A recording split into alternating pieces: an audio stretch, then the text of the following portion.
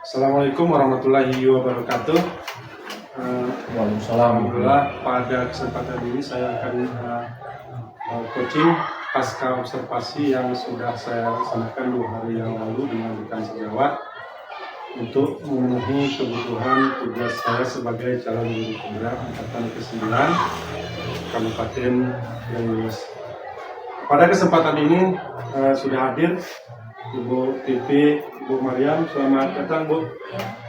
Kemudian sudah di depan kita Bapak Abdul Manat sebagai rekan sejawat yang sudah saya lakukan observasi di kelas.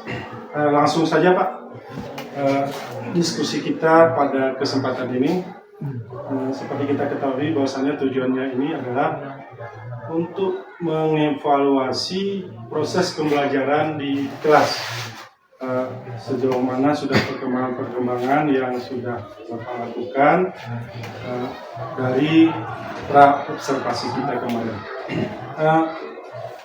Bapak Manap, bagaimana perasaannya setelah melakukan observasi di kelas kemarin, Pak? Alhamdulillah setelah melaksanakan observasi kelas, saya merasa lega ya, karena sebelumnya saya belum pernah diobservasi. Nah, inilah pertama saya observasi sehingga agak deg-degan sedikit lah. Kemudian bagaimana perkembangan di kelas yang Bapak rasakan selama pembelajaran tersebut, Pak? Perkembangan yang saya rasakan di kelas saat pembelajaran adalah yang pertama, sebelum observasi perkembangan masih kurang. Setelah diobservasi pembelajaran agak meningkat sedikit sehingga siswa pun makin aktif pembelajarannya. Mungkin tidak semua aktif, tapi makin aktif dari sebelum observasi. Berarti setelah Bapak rasakan ada peningkatan sedikit ya, dari sebelum-sebelumnya. Ya. Kalau diangkakan Pak dari 0 sampai dengan 10, mungkin bisa diposisikan posisi Bapak di posisi mana kira-kira? Kalau diangkakan dari angka 1 sampai 10, saya masih di angka 7, Pak. Angka 7, alhamdulillah. Kemarin Pak pra observasi Bapak sudah mengatakan posisi Bapak di angka 6, kan? Tapi sekarang sudah di angka 7, sudah sedikit meningkat, Pak. Kemudian Pak, kira-kira apa tantangan sehingga Bapak merasa kurang maksimal proses di kelas?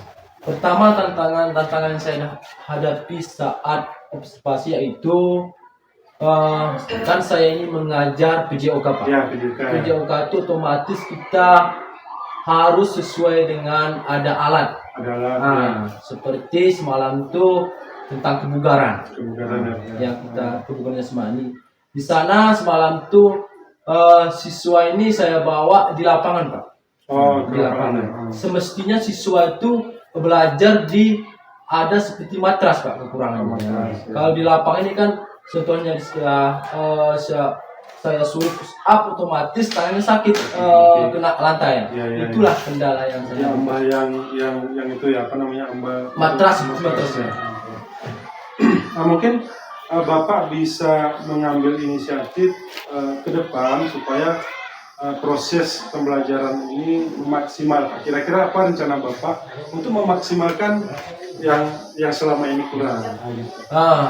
Mungkin setelah belajar tadi saya akan memaksimalkan mungkin depannya, karena di olahraga itu Pak kita harus bisa memodifikasi alat. Modifikasi alat sehingga serangannya terpenuhi ya. Karena kalau sekolah itu nggak mungkin terpenuhi. Jadi tips saya ke depannya nanti kita ini seperti saya akan melaksanakan seperti buatlah siswa membawa kardus.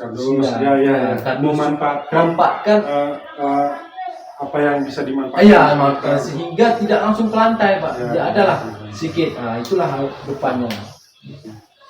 Kemudian kita udah tahu tadi Pak kendala-kendalanya, kemudian solusinya Bapak udah rancang sehingga proses pembelajaran terutama pelajaran tegas ke depannya lebih maksimal. Kemudian kira-kira apa kira-kira bantuan dari rekan sejawat sehingga pembelajaran Bapak lebih maksimal, atau mungkin pembelajaran dari referensi Bapak sehingga pembelajaran ke depan lebih maksimal? Sebelumnya saya sangat banyak terima kasih karena di rekan sejawat ini saya banyak mendapat bantuan dari proses belajar ini sehingga pembelajaran lebih baik lagi yang sebelumnya, Pak. Itu yang saya terima dari rekan sejawat ini. Berarti ke depannya kita harus memaksimalkan aset rekan sejawat sehingga bisa memaksimalkan pembelajaran kita. Kolaborasi lah. Kolaborasi istilahnya, Pak. Baik Pak Manap, terima kasih atas diskusinya. Mohon maaf atas segala kekurangan. Baik, mungkin seperti itulah diskusi kami pada kesempatan ini pasca observasi. Lebih dan kurang saya mohon maaf, saya akhiri. Assalamualaikum warahmatullahi wabarakatuh. Waalaikumsalam.